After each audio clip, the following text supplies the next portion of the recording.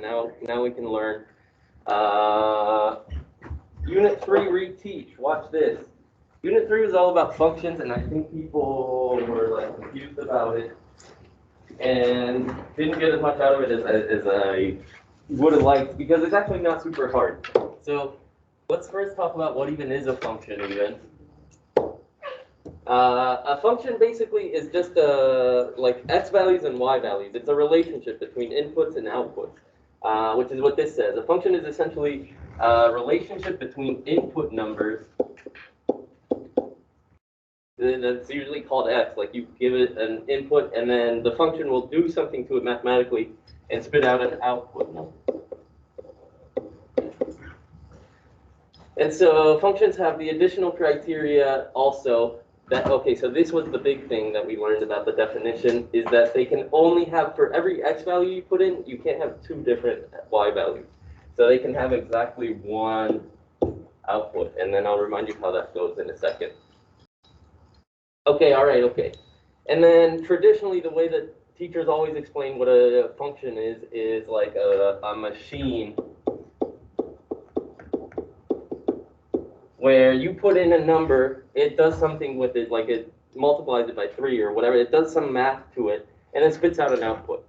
So, like, I don't remember how to draw a machine, but this is what I drew last time, I think. Here's a little machine, and it spits out things out here. So you put in an x, it messes with it, boop, boop, boop, boop, boop, multiplies it by 5, adds 13, and then it spits out the result. It spits out a y. Okay, that's all a function is. It's like some formulas that you get to choose what to plug into it. Okay, and the way we saw it is like this. F of x equals 5x plus 3. And everybody got really sad about this because this is new. And you said, oh, that must be hard because I've never seen it before. But it's actually easy. F of x just means, well, first of all, the f is just the name of it. That's just like the name of the function is f. Okay, the input, this tells you like what you're plugging in or what your input is. So this is input. And then this is like the output or the formula maybe for the output. Formula for output.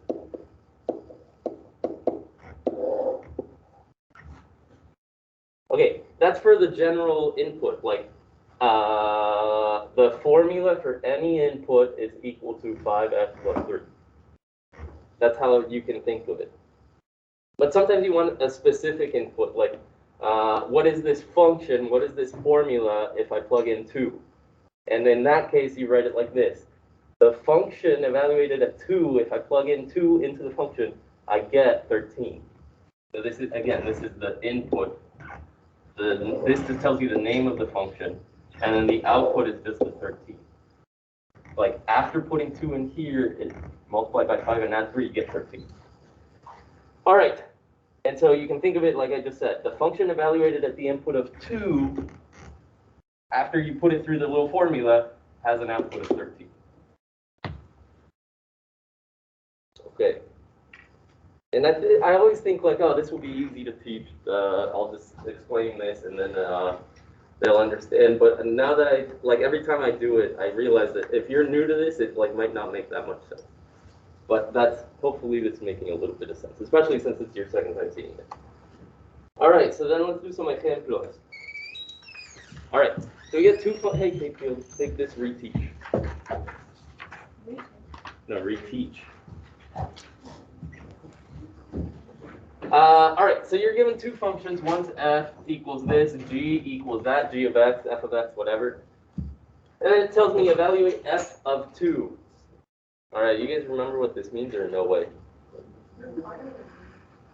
Yeah, I heard one person say it. You just plug in 2. This is wondering, what is the y value when the x value is 2 in f?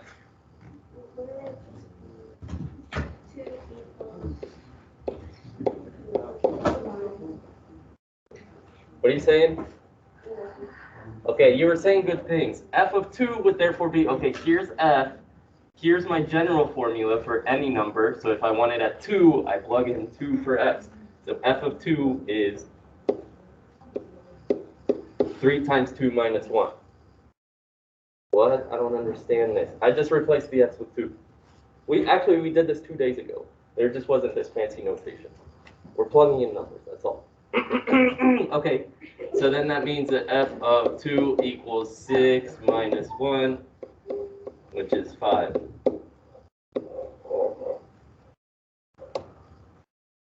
Okay, so again, here's a little formula. This is asking, okay, what is that formula if I plug in 2? And there you go. What's the output if my input is 2? That's another way to say it. You should think of functions as like inputs and outputs. But anyway, if none of that is getting through to you, just remember you plug in whatever's in here. Okay, all right. Evaluate f of negative 1. Okay, all right. So guess what I'm going to do? Okay, I'm going to plug in negative 1 to here. All right, so f of negative 1 would be, I replace this negative 1 3 times, or sorry, I replace this x with a negative 1. Okay, all right. And then I see what that number is. Okay, so that's equal to negative 3 minus 1, which is, actually, let's see how much you guys remember your negative. What's negative 3 minus 1? Oh, okay, good job. Yeah, you guys are good at those now. Yeah, negative 4, okay. All right, that's basically what's going on. G of 7, do that one. Well, let's talk about G of 7 real fast. G of 7, guess what I'm going to do with this 7? Yeah, plug it in, but plug it into the G. Some people forgot. This is G of 7, not F of 7. So G of 7, plug it into this one. All right, do 3 and 4. 5 and 6, you might not remember how to do, so don't do those yet. Yeah. Oh, I do.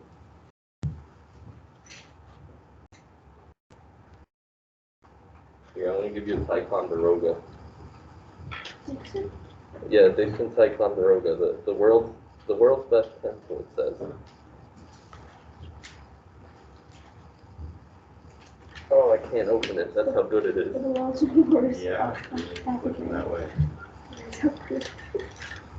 Oh, it's not. It's brand new. Look at this. Some pencil.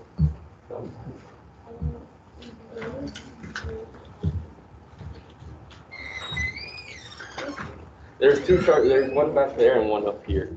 Okay.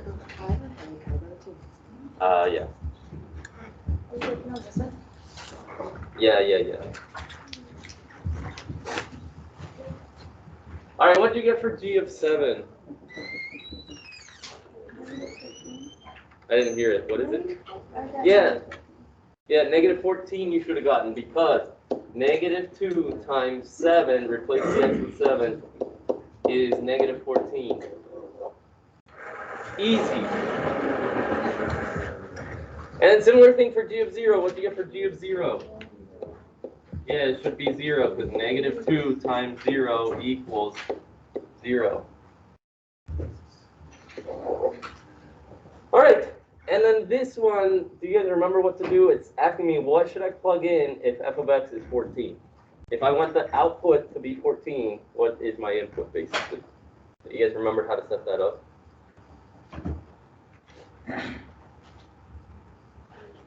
No, nobody. Okay, the way to set this up is you're saying, okay, I want this f of x to equal 14.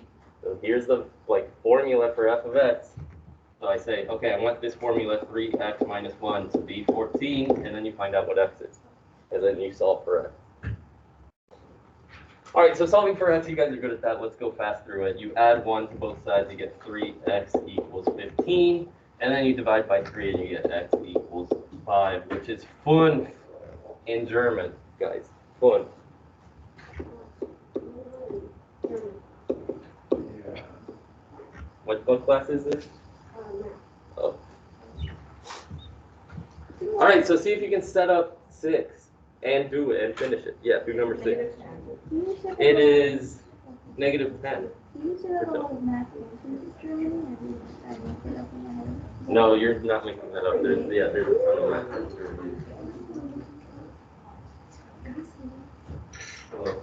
totally you solved it. I Oh, you thought about it? Yeah, you're yeah, that's beastly.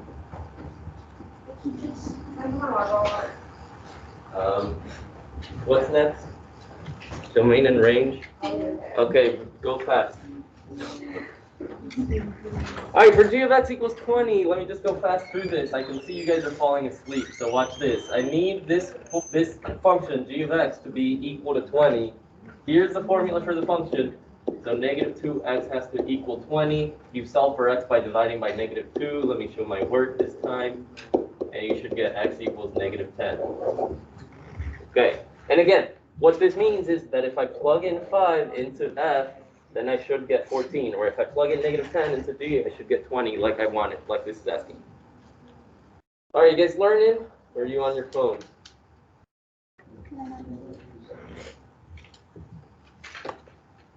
Okay.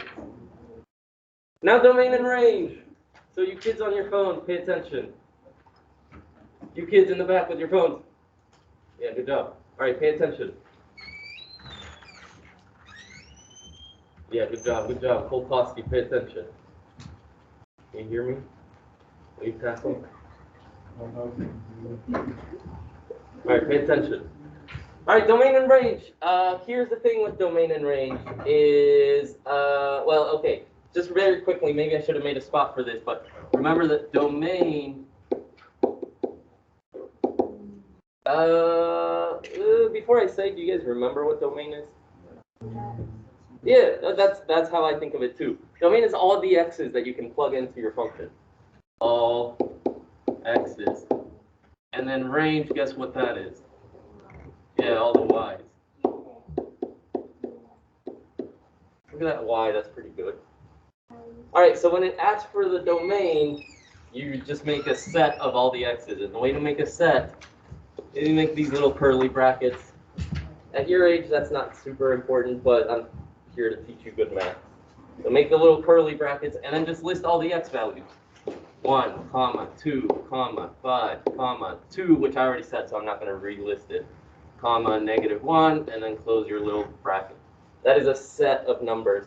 That's all the possible x's in this function. Well, it's not a function, I guess. But in that relation.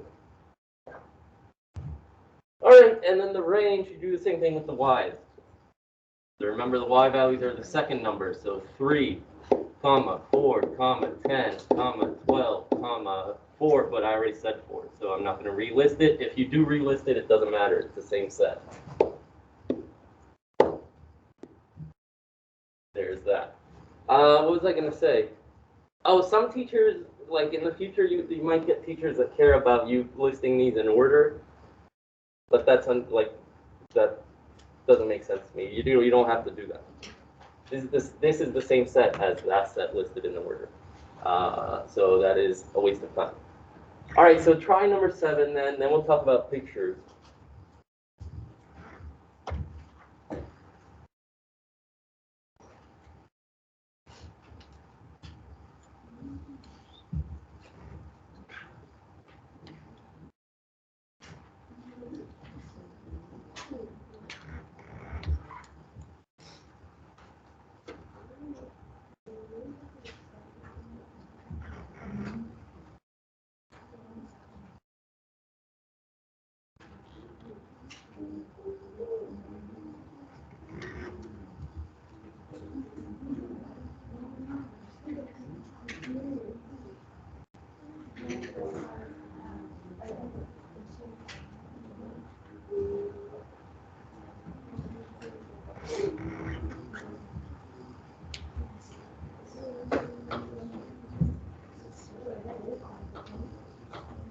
Okay, hopefully that's enough time. What did you guys say for the domain?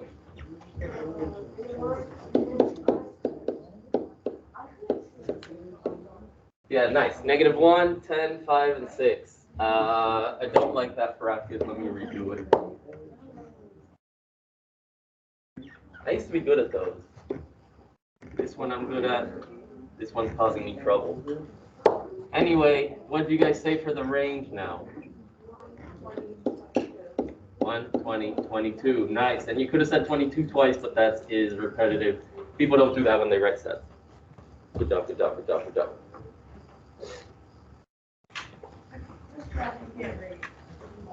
Yeah, that graph you can't read, but that's why I'm here. Okay, so number 8, this one, okay, this one confused a few people.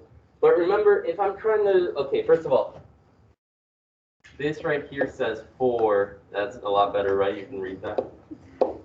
4, let's make it red or something. That says 4. This says 3, just, I'm highlighting the important numbers. This says 3, and this says, yeah, -4 I meant. -4, -4. All right. So this one, the reason it confused people is because they said, okay, so I need to list all the x values. X values are this way, yes? On the x-axis. Okay, so a lot of people wanted to say, okay, -4, -3, 2, 1, 0, 1, 2, and 3, those are my values. Which is true, it includes those, but also it includes, look at this, it includes 2.19487, and it includes 1.56898, and etc. It includes every number between -4 and 3. So, yeah. So the way we learn this is you can either do it with inequalities, which you guys were okay at, like you guys were good at that, or you can do it more easily like this. You do little square bracket, you list where it starts on the x-axis, so that would be -4, and you list where it ends. So where do I stop hitting my thing? Okay, right here, 3. So it ends at 3 on the x-axis. You don't have to write this. This is just a clarification because it ends up being the same as the range, and I don't want you to get it confused. Okay, then the range, you do the same thing with the y's. Like, where do I start hitting my function? Where do I stop hitting my function in terms of up and down? So move your pencil like this. Where do I start hitting it? Boop, boop, boop. Oh, I start hitting it at -4.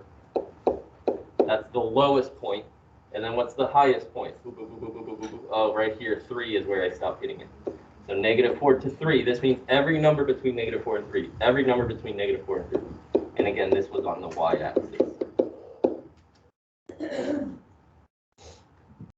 Okay. Now let me ask you guys to think critically. For this picture, am I going to write my domain like this, like every number between? Or am I going to write my domain like this, like I can list all of them?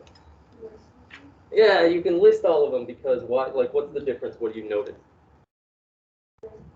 Yeah, it's points. It's like discrete point. It's not a continuous line. It's not a line. It's just points. So if it's a line, if it's a connected thing, then you do every number between whatever. If it's just points, then you list all of them. Okay, and then we're gonna write this in what color, guys? Green. Then I choose. All right, domain. Yes. I love it. So you have to scroll. This is embarrassing It's for the me. one cushion. Okay, my domain would be all my x values. So actually, you tell me, what are all the x values that these points take on? Like, what's the x coordinate of this guy? Yeah, it's 1. It's 1. It's right here. X value is 1. Comma. What's the x value of this guy? 2. X value of this guy? 3, 4, 5, and 6. There you go. Okay. And then let's do the range. Now let's do the y coordinate. So what's the y value of this boy? That's a 3. What's the y value of this gentleman? 1. This guy is -1. This dude is 2. This dude is 0. Actually, I should have asked you, but this guy has a y value of 0. And then this last point has a y value of 6.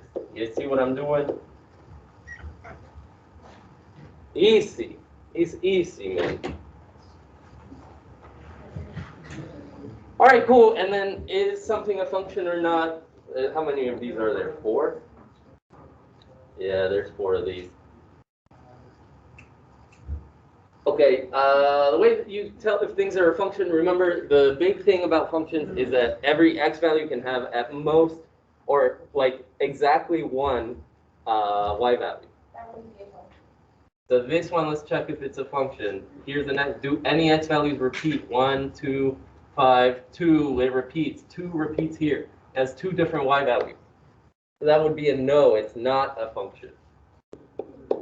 No. Because the input 2 has 2 outputs. So short version, check if any x values repeat. If they do, it's a no. If they don't, it's a yes. What about y values? They repeat a no. Yeah, y values, there's no restriction. I don't care about y values. Y values are allowed to repeat.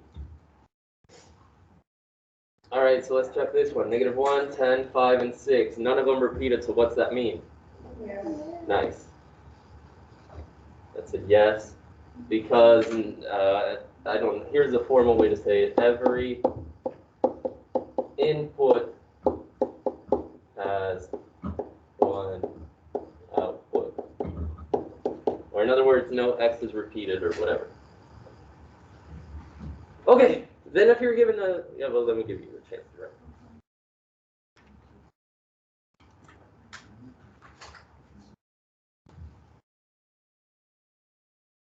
Okay, if you're given a picture, if you're given a graph, then basically you're doing the same thing, but now like graphically, like visually. So you're checking if any x values repeat. In other words, you're checking for each x value, do I touch the graph more than once? So this is called the vertical line test, vert line test, which you may or may not remember, but all it means is you take a vertical line, do I have a big one yet? You take a vertical line, do you ever touch the graph more than once? And in this case, it looks like, now I'm only touching the graph at one point. I'm touching here, here, here, here, here. Only one point all the way across. So this would be a function because no x values have 2 y values. Why or why not? You can just say passive vertical line test.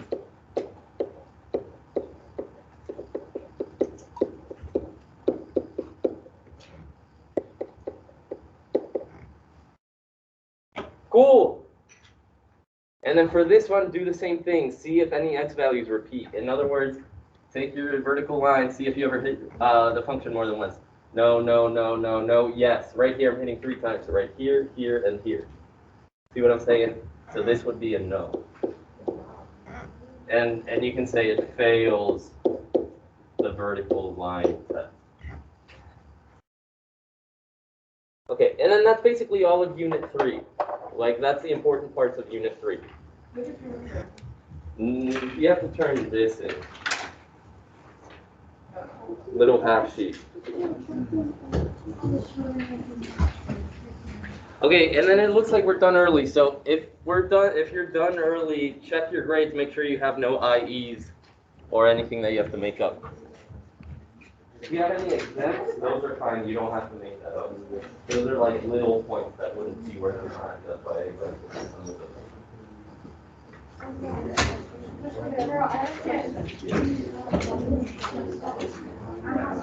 No, it ends on a weird day.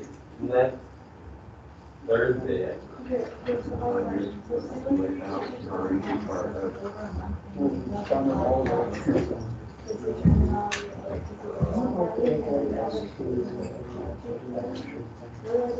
That's like on them.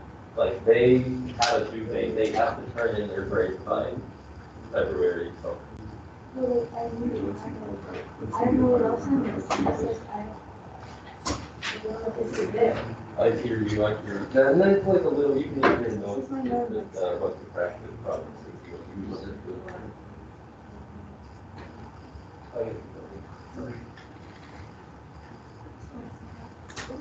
All right. Did I give one to everyone? No, it's not a quiz. You can use your notes. You can talk to people. Yeah, sure. You can use a calculator. Just show me that you know your stuff.